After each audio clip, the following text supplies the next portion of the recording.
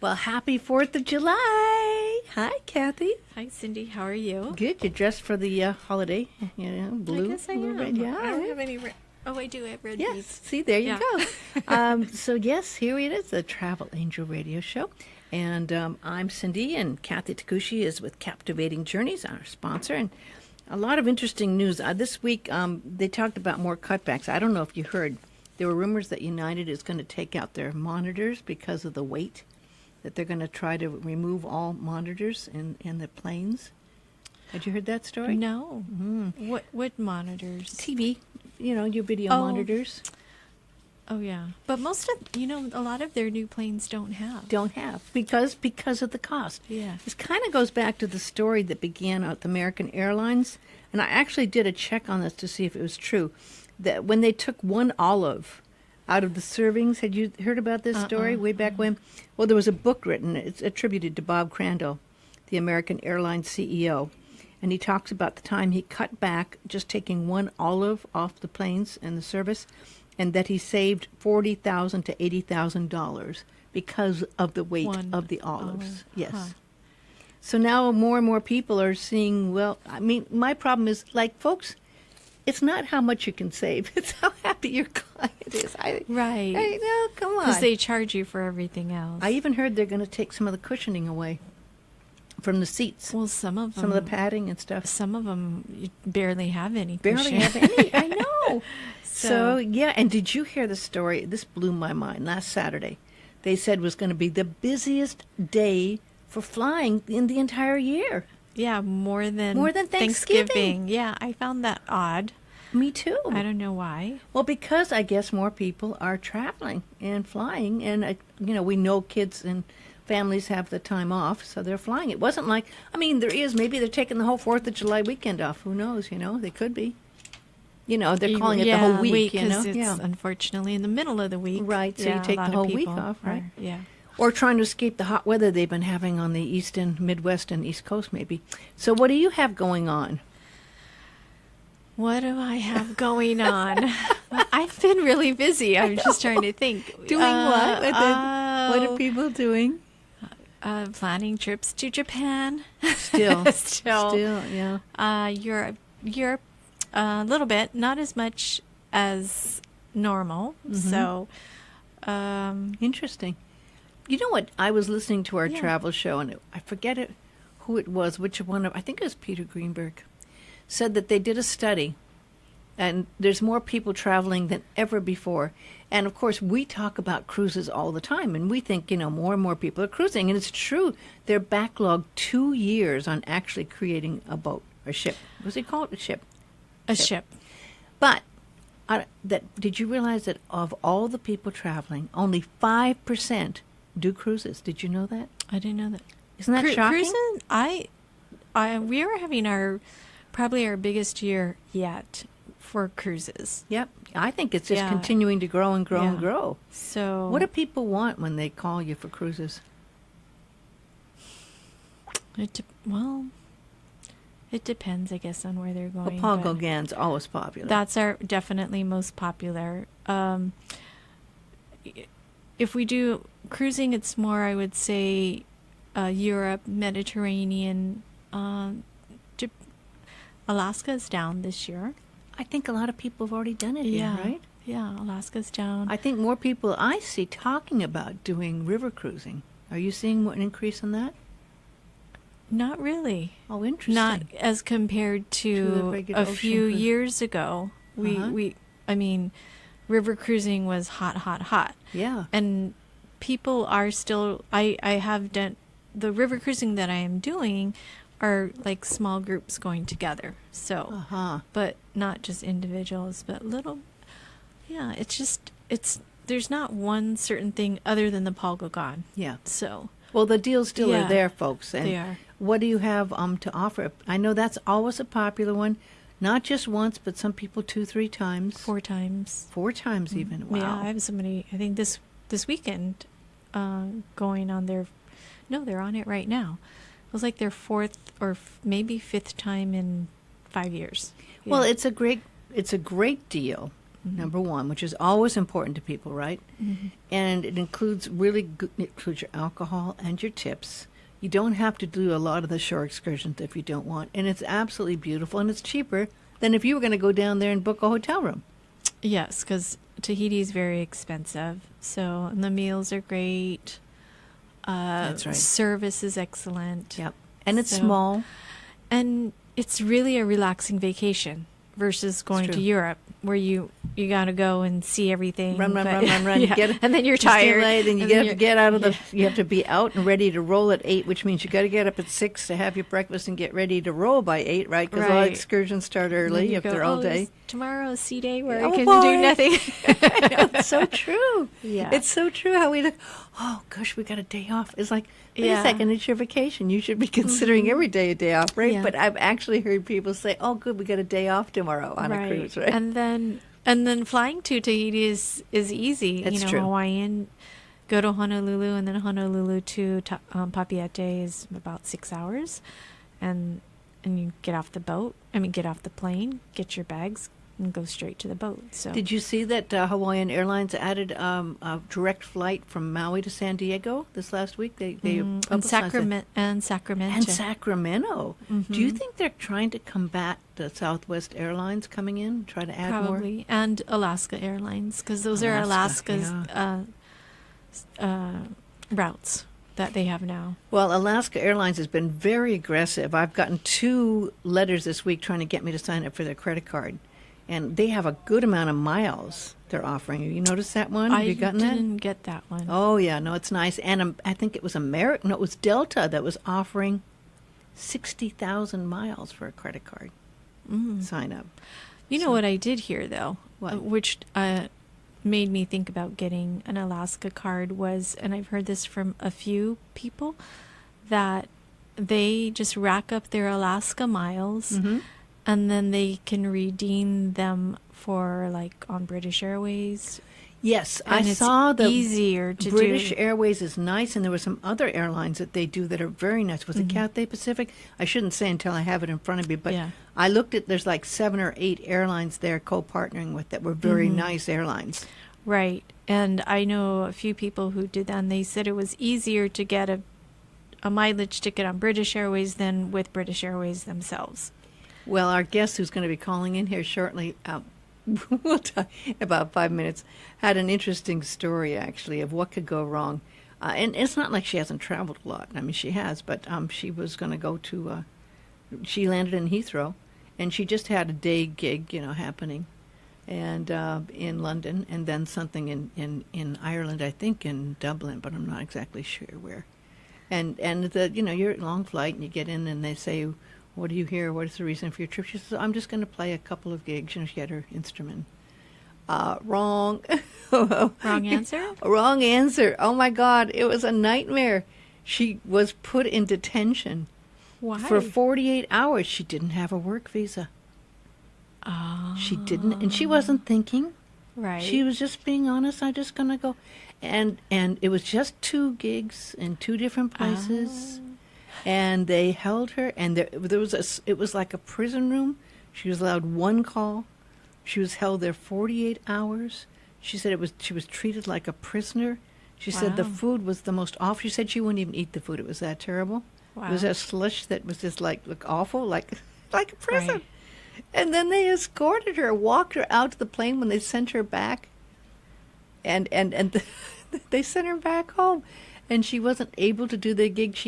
Not only did she not get the money from doing the gigs, she didn't get to play, of course, but the cost of the flight over and back on the time. Wow. And it was a nightmare. And you know what? We don't even think sometimes. I think, she said she did a lot of research into it, so we're going to be talking about it. But she said even if you say you're going to go perform as a minister a wedding ceremony, that's considered working. And you would be put into detention and sent home. Wow. And it was put in her face. They said, we're not near as bad as what you're doing in America. So I don't know what. Yeah. It's a tit for tat thing. Maybe. It's hard to prove that, right? Yeah. But this was in London? Heathrow. Wow. Yeah. So, we're going to go into that because, you just don't think. Right. If it's not like you're going like 6 months, and of course, if you were getting a job over there and going for a long period of time working, you need a work visa, right? So you don't think one day of playing in a small club, 100, 200 seat club is going to be considered, but it is. So I just wanted to inform people about that because we have a lot of musicians, This could happen to musicians going to play in Japan or something or other places, Right. You could have a nightmare you didn't ever expect that could happen, right? Yeah. And things are heating up at borders. There's and customs and controls, So it's going to be an interesting talk. So is that one seat taken going to Korea? You got people that trip to Korea? And shopping isn't considered work, folks. This is a shopping trip. Yeah, actually, I think the other two people that were gonna go didn't confirm, so I think there's 3 seats left. Oh, wonderful! I believe I have to double check. Well, that's like $15.99 for the trip on Hawaiian Airlines over, and it includes your hotels and your 4 nights hotels and your food, breakfast every day. I think there's a couple of lunches, and shopping till you drop. And tours. It doesn't include your shopping. You got to pay for your shopping. Yeah, but it's a great price. I actually was speaking with one of the ladies that is going, and she's gone to Korea many, many times and loves it. She said it's better than Japan. But what she goes for is Korean skincare. Yes. And she had beautiful skin, so I told her maybe you're going to have to buy me some. I've heard that it's very, very, very good. Yeah. And it's a lot cheaper. Yes, it's reasonable. Yeah, compared to what we would pay here, right? Yeah. And that's why, shopping is a fun thing to do. I mean, some of us, would go to Oahu to shop for Christmas, of course, because sometimes you have more choices there. But if you think about it, if you're really going to do a lot of that, 1 or 2 gifts or 3 gifts, you could get that probably 50% less in Korea, depending on what you're, how wise you are shopping. But that's a great deal. And last week we only thought there was one, so it might have kept people from taking it. Right. So I think the other people that I had that were going to go, they haven't called me back yet. So I think that might be 3 seats, or definitely 2. The number to call is 244-1414. That's Kathy Takushi, Captivating Journeys, 244-1414, 244-1414. It is really an amazing deal. And what's the date on that one? November 7th to the 12th. November 7th of this year. Through the 12th. So that's a good one. I think that's going to be a lot of fun. There's lots of options that I'm hearing about for November. That's interesting usually we hear about things going on different times of years, but it's interesting they picked November. I think we've got our guest calling in. I thought I saw a flashing light, but maybe it was just there she is. Great, Monica's here. Aloha, is this Monica? How are you, Cindy? I'm fine, Monica. I'm glad you're calling in. You're calling in from where, Chicago? I'm in Chicago, correct. Is it hot? It is. It's been pretty temperate the last couple of days, but we've had our scorchers. I but bet. It's nice right now. Yeah, well, how nice, because, a lot of the country is going through some very heavy temperatures, and I feel for people. But I was just talking to my co-host who's in the studio about your adventure. But let me give a little background. I'm talking with Monika Ryan, who's a jazz vocalist, and she started singing professionally at the age of 15, and you had management by the age of 16, which is pretty powerful. You started working in New York City at that young age, and that's so impressive. And then you entered the world-renowned New School for Jazz and Contemporary Music in Manhattan. Upscale, huh? Uptown girl. You are an uptown girl. Actually, a downtown girl. A downtown girl. I grew up in Greenwich Village, where my whole family still lives. Oh, my gosh. And you got to work and study with Chico Hamilton and some of the greats, of course. And then at the ripe old age of 18 years old, you started singing big band music and doing nightclubs and concert halls in New York. And my gosh, then at 25, Carnegie Hall, you got to be... Well, I was part of their roster for their neighborhood concert series, where they had a roster of artists in several different genres, and various libraries and institutions could select from this sort of menu of rosters, and they would send us out as representing Carnegie Hall to the neighborhoods. Wow. So that they could have Carnegie Hall artists in their local branches of this, that, and community centers and libraries and places like that. And that was wonderful. I did that for 2 seasons, and I enjoyed every minute of it. That's amazing. It's such a young age. My gosh, 23, you're out there doing that. And then you got your first solo recording, and that was Love, and got to play in the Montreal Jazz Festival, which is one of the most world-renowned jazz festivals in the world, in the world, because if it's world-renowned, it would be in the world, wouldn't it? Yeah, so it's a wonderful festival, and I had attended it, a few times prior as a patron. It was a real thrill to be a headliner in it with my first CD. I loved it. So how many CDs? How many CDs do you have now?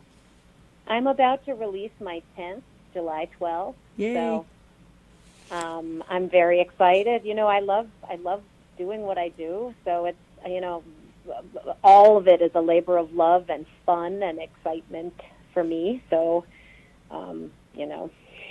So what I was thinking, and that part of, not only do I want to let people know the impressive background you've built up and your platform, but I also thought it might be interesting for people to realize, my gosh, you've done some traveling. You were in Montreal, you were in New York, you were an experienced traveler, and we're Facebook friends, and and I was reading about your rather strange adventure, or should we call it a nightmare, that happened. Well, yeah, it was qualifies as a tour nightmare, for sure, and it also qualifies as an adventure and a learning experience. And yes. Most importantly, my whole reason for sharing this story is to help other people navigate this, because I travel a lot for my work, and I had no idea. Mm-hmm. So if I had no idea, chances are other people will have no idea. And some people will know what's required of them in different places, and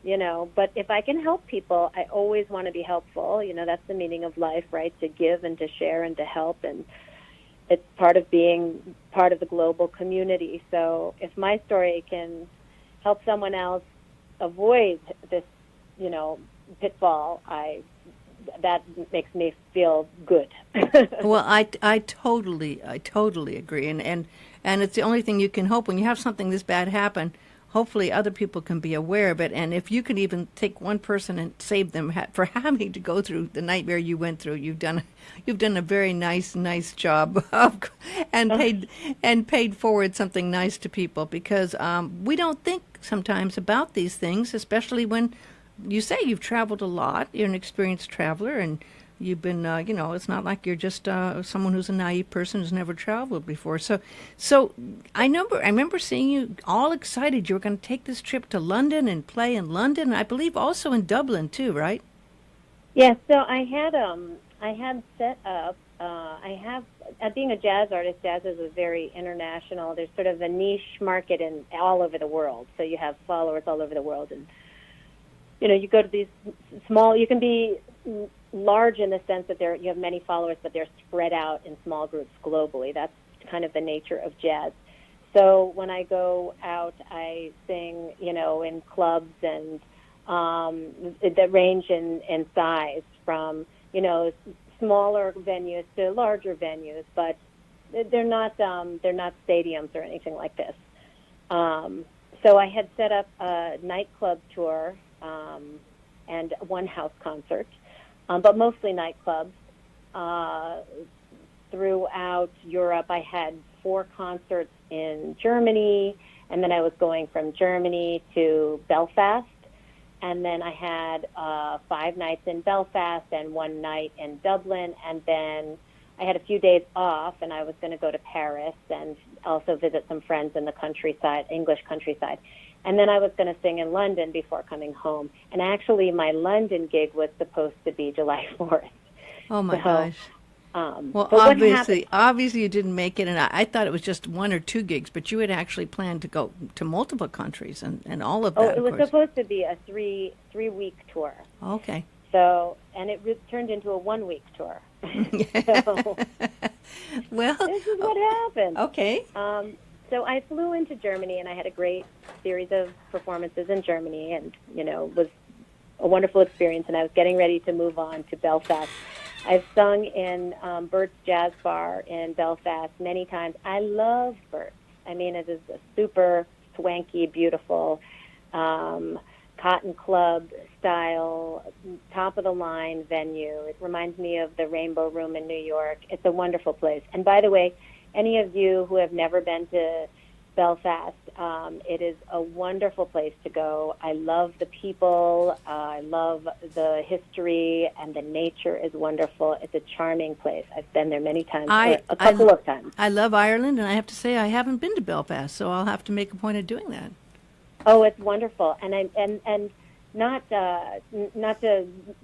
I'm sure there's lots of tours for Game of Thrones, but it's where a lot of Game of Thrones, if not most of it is filmed. So it's kind of very. The Northern Irish coast has varied, topographies, the different kinds of jagged rocks and hills, and when you go there, you see how you could film many different types of places in this one coastline. It's beautiful. So that's filmed over there. But anyway, so I was going back to Bert's to sing. And in the past, when I've gone to Bert's, I've always, just the way my tour has been set up is I was starting in Dublin and going to Belfast from there. The trip from Belfast to Dublin is a bus ride. It's a 2-hour bus ride. That's the easy thing to do if you're traveling by yourself. And there's no immigration or anything between the two, really, that you go through. Maybe this will change, but Belfast is part of the UK, and the south of Ireland is its own country. So you do actually change cross borders without realizing it. But over there, there's no sort of sense of that. So in the past, I've always done, a concert in Dublin, and then I go up to Belfast, or I've just happened to get the cheaper flight into Dublin and taken a bus up to Belfast. This time I was coming from Germany through a connecting flight in Heathrow, and that was the real difference. That's why I was surprised by what happened. So anybody who is an American citizen who travels to the UK knows that you don't need a visa to visit. And I go to the UK actually often. I have lots of friends there. And so I don't only go there to sing. I go there to see friends. So I've gone many, many times and never needed a visa and never really thought about it because of that, because I have a pattern of having gone socially and not needed a visa. And then I had this other sort of pattern over the last couple of years of going to Belfast to sing, but via Dublin. So again, I had no sense that I might need a visa. And this is where the problem arose, is I'm trying to catch a flight. I'm getting off a flight from Berlin and in Heathrow, and you have to go through immigration there before you get on the flight to Belfast. So the standard immigration question is, what is your purpose of your visit? What's the purpose of your visit to the UK? And I said, well, I'm here to sing. And they said, will you be taking money for that? And I said, yes. And they said, do you have a visa? And I said, no. Or do you have any special paperwork? It was something to this nature. Do you have any special document? And the answer was no, I didn't. I didn't know I needed one. And the venue, I don't think they didn't know I needed one either. It's the kind of thing where they don't bring in many Americans to sing there. They have, locals playing. And this was a special situation. So to make a long story longer, that's when they sort of they sort of detained me in a little area while they looked up my website and saw that there were shows and all of this. And then I had to go have my fingers printed and my photograph taken. And all this time I'm thinking, I wonder if I'm going to make my connection. The clock is ticking to me because there's a limited time. And I'm supposed to, drop off my bags, my host of where I'm going. I'm supposed to drop off my bags with them. And then I have a concert that night. And once I got in the part where they take your fingerprints and your photograph, and you have an interview. I had an interview with a very nice immigration officer in the back. It was just basically explaining my situation. I had no idea I needed a visa. Is there anything I can do to correct this? Is there a fee? I'm happy to pay it. You know, what can I do to right this situation that is clearly an oversight? And they called the gentleman who booked me. He had a conversation with them. He wrote a letter on my behalf. And they said to me at some point, like, we're going to try to get you out of here. There are flights to Belfast every hour. I had missed my flight at that point. And, you know, wait in this room. So I waited in the room. Now, the room is sort of, it's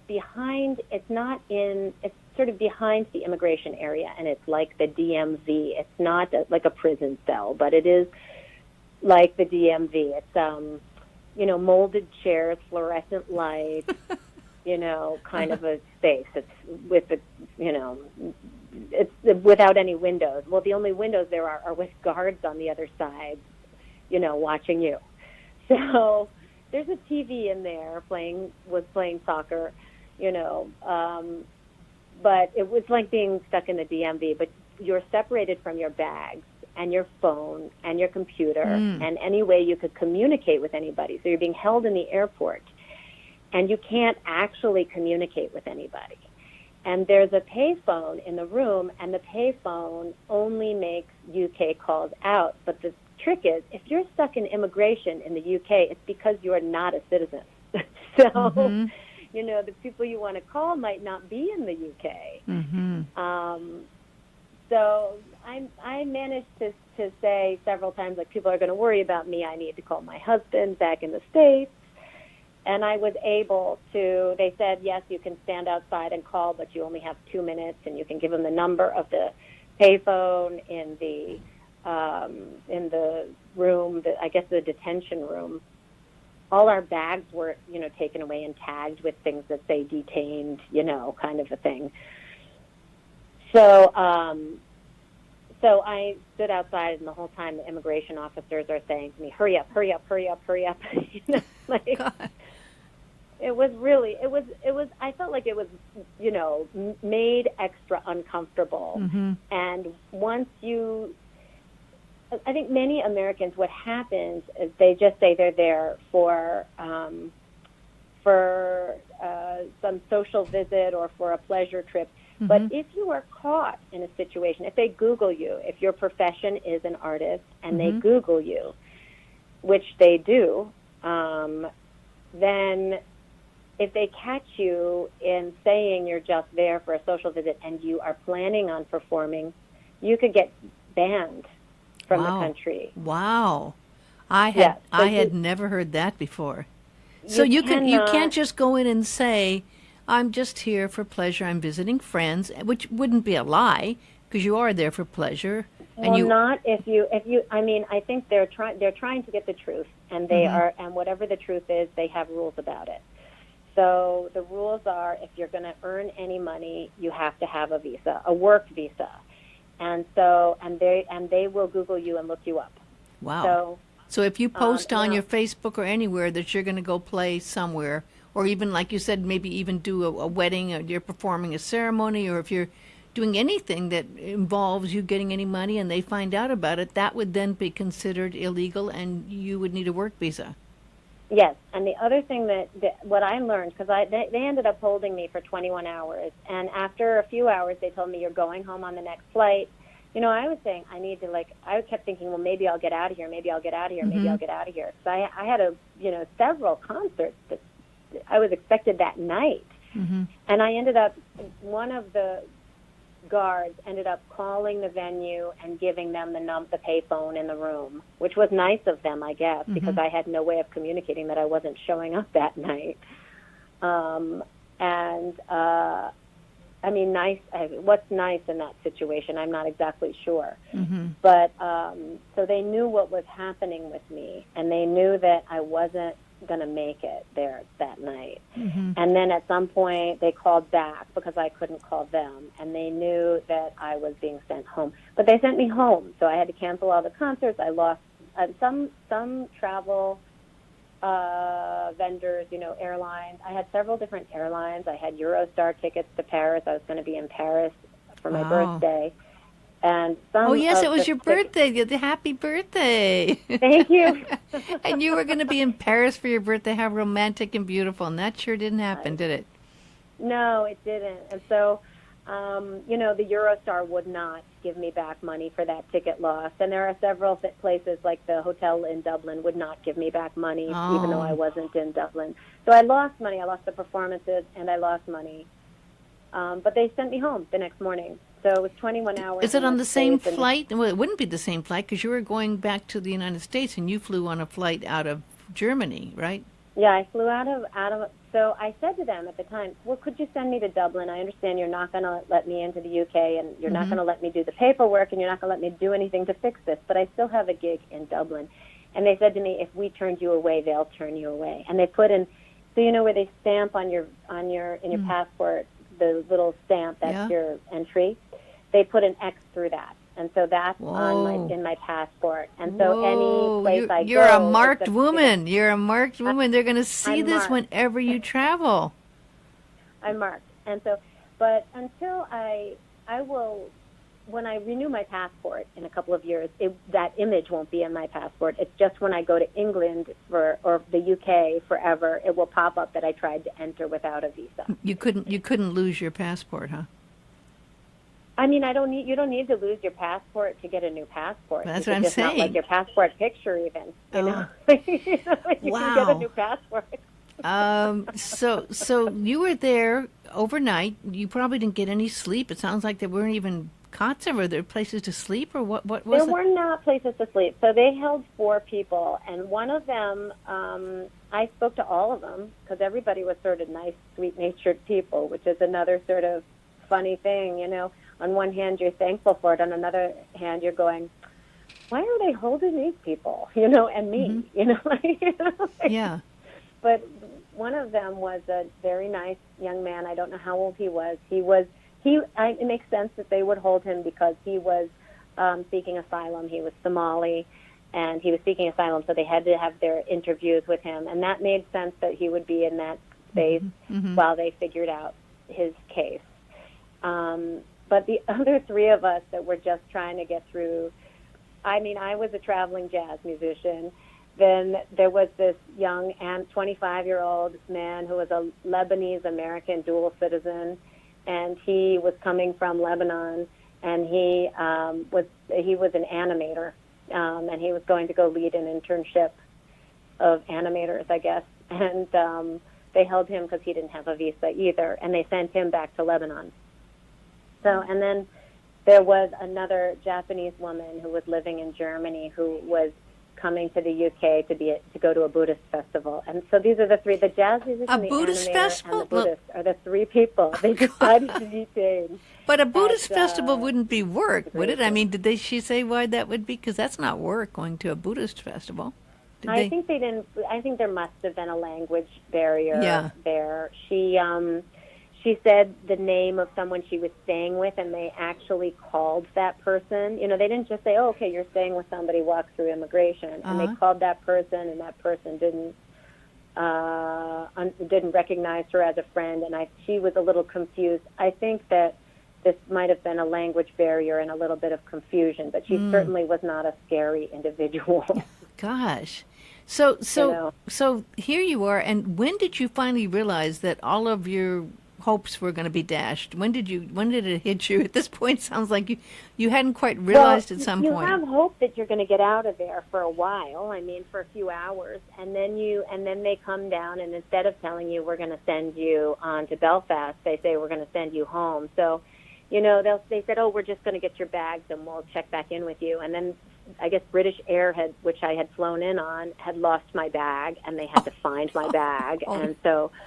You know, I'm getting more and more frustrated, as any normal person would, sort of in this strange sort of halfway incarcerated. Like, you're not, it's not like a prison cell, but you can't leave and you're under guard and you don't have access to your stuff and you can't call people and, you know, you don't have any answers. And So you sort of feel like you're incarcerated, but it's not a jail. It's more like the DMV, you know. And well, so I think I talked to you the other day, and I think I heard you say something like at one point you said, well, you know, tried to explain your situation, and one of the people said back to you, but we're not as bad as you are in America, or something like that. Yes, no, that was said to me at many different times. Really, like, it would be so much worse if this were your country, and I kept saying, like, I'm not part of that system there. I'm an artist, you know. Like, I found myself saying many times, I didn't vote for him. But they weren't saying his name. I just kept saying, I didn't vote for him. You know? But did you feel that there was kind of increased, I mean, did you ever feel like that could have been part of the reason you were going through the increased scrutiny, that it's retaliation to a degree? You know, I can never say what's on someone's mind, and I don't know what their normal is, to tell you the truth, because I've never had this experience, so I don't actually know what normal is.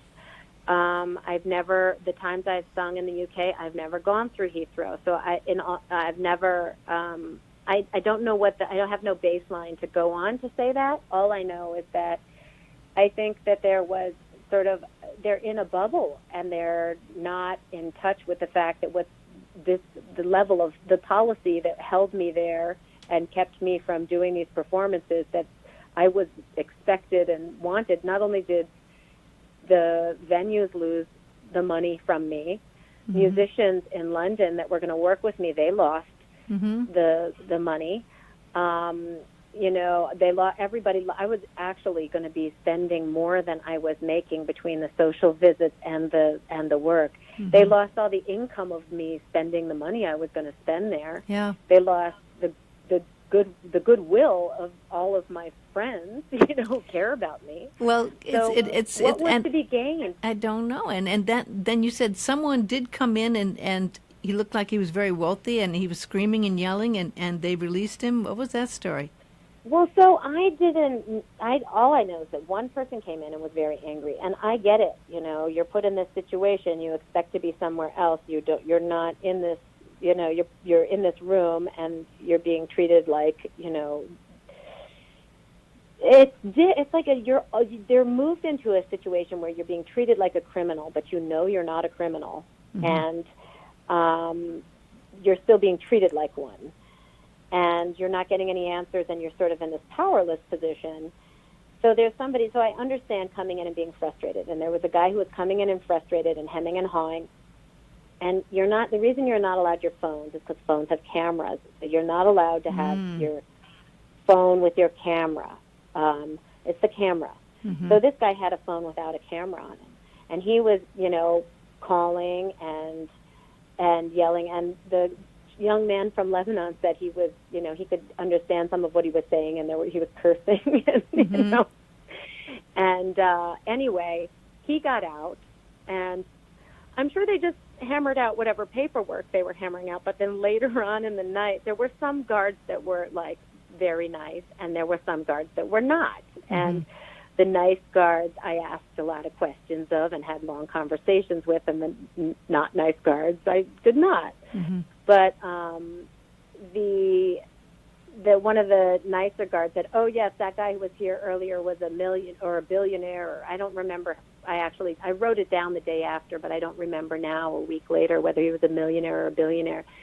But to me, I think that was supposed to make me like, see, you know, it happens to everyone, which doesn't actually make me feel like, oh well, then I'm lucky, you know. Well, you know, I was rubbing shoulders with the wealthy. So if anyone is planning to go to a foreign country, would you even think Canada in this point? And maybe in this day and age, yes, even Canada? I don't know. You know, for my money, I would call. I mean, I would just call. It really doesn't take that much to call a consulate and find out. And just say, listen, what do I need? For me, every time because they held this Japanese woman, and as I understand it, Japanese citizens do not need a visa to go to the UK, and she was not working. As far as I know, like, if that can happen just when they suspect something that is, you know, that they can't even prove, then I would want to go with a visa anyway. Now, me especially, because I now have this X in my passport, and every time they run my passport, they're going to see, Yeah. this jazz musician tried to get in once without a piece of paper. Oh, God. So, Wow. And so it was going to be a really special trip and your birthday, and instead you came back, and it took you a couple days even to get back and get everything returned and back to normal, right?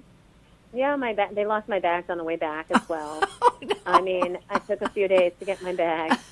It was, yeah. I mean, the other thing is British Airways lost out. They had to fly me home for free, Really? So everybody lost with the situation. Nobody gained anything, but, and the other thing is I didn't sleep much because I saw there were some nice immigration officers and there were some really harsh immigration officers. And a couple of them came in and were just, kind of yelling questions at people in the middle of the night when they were sleeping. And Wow. you can't really, when you're asleep, you can't really answer a logical question about bank statements with somebody standing over you and yelling at you.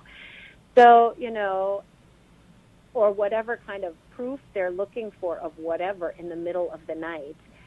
It seems to me a ridiculous way to get answers. So I just really didn't want to be stood over and yelled at. Now, I don't think that was likely. My case was pretty cut and dry. There was no deception. There was no, but I was someone who didn't have the right piece of paper and found out, essentially. But still, I don't know, I didn't want anybody. There were immigration officers that were nice, and there were immigration officers that were extremely curt with me with no good reason for it. So, Wow. Well, and then you had to wear the same clothes you've been wearing that whole time, right? For like the whole trip back too, right? And all the way over and the 21 hours. I mean, so you were in the same clothes. Oh my gosh. And then they say we'll serve you hot meal. Let me tell you, that was like, there's no way I was going to eat that.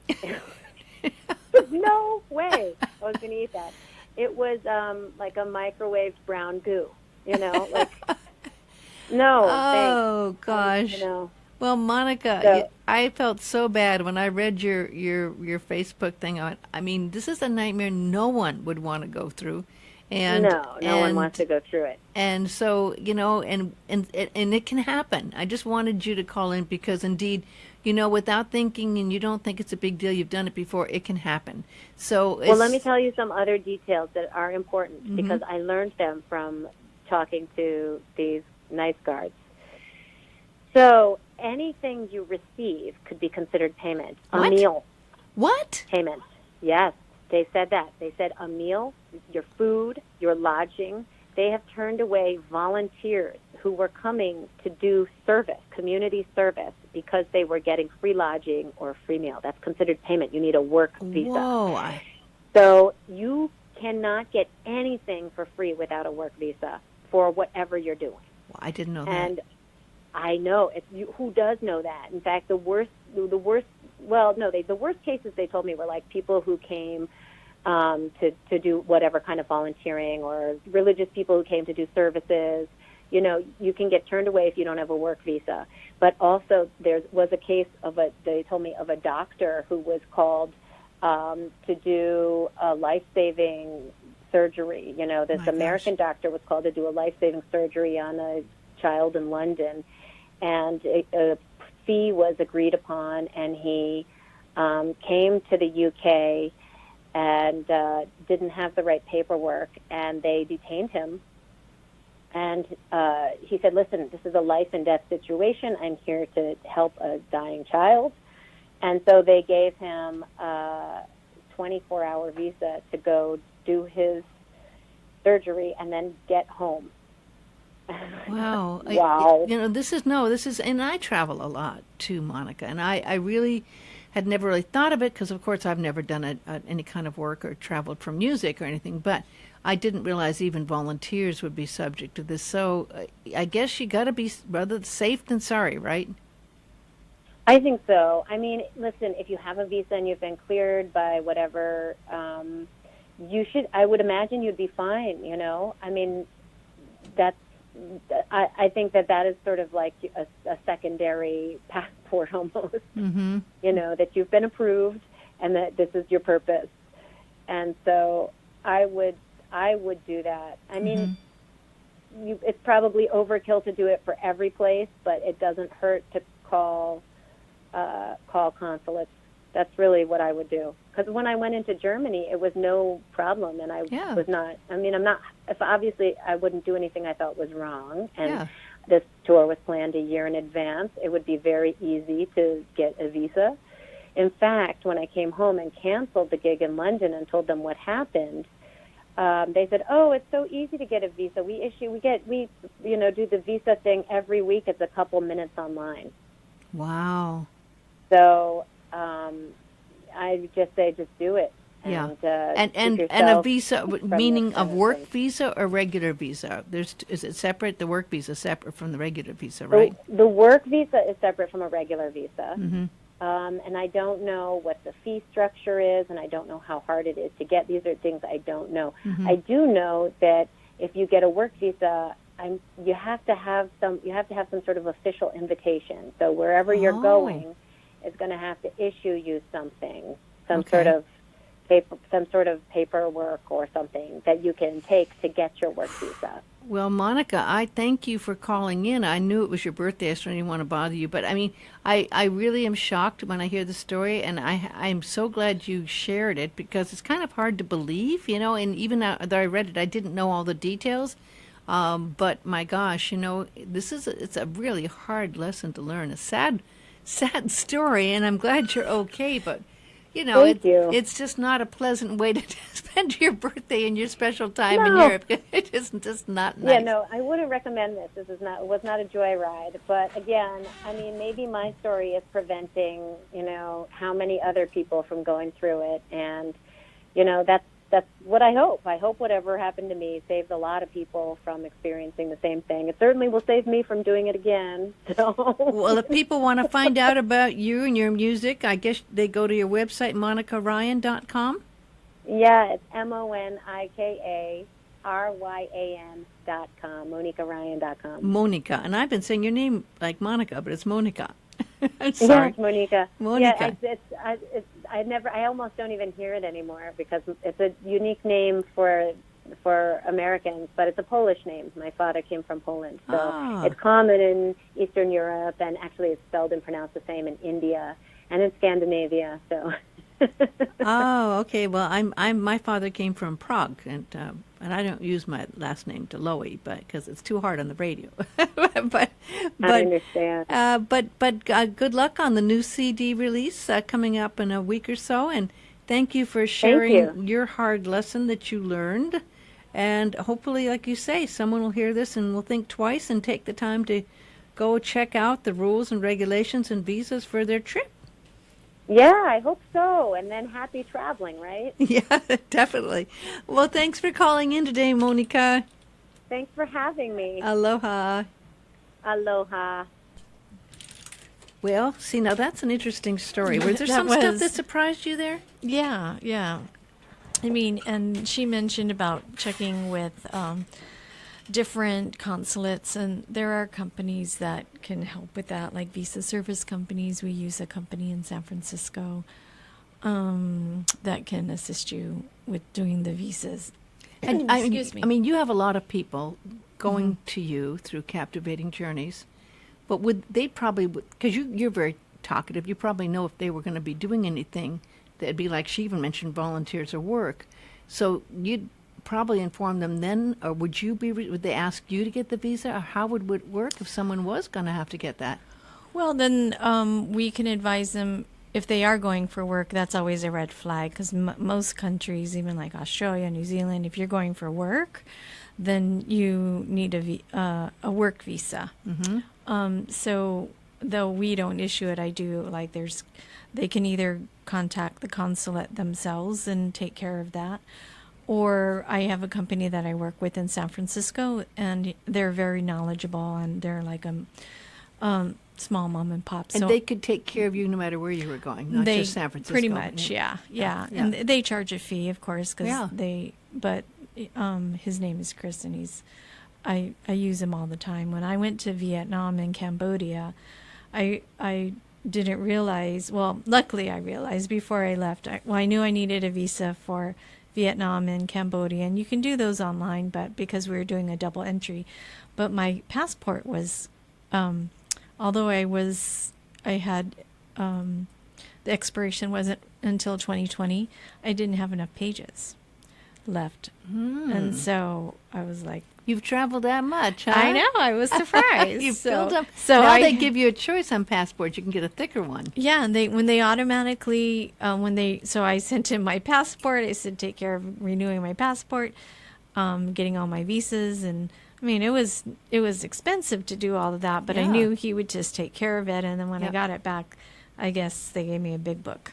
And the other thing to think of that people may not be aware of as well on this, I mean, if you're taking a trip and they are now saying you need to have the passport expiring 6 months. Yeah. And I know a lot of people who would not be aware of this. You'd think, oh, my passport doesn't expire through 2 or 3 months after I get back.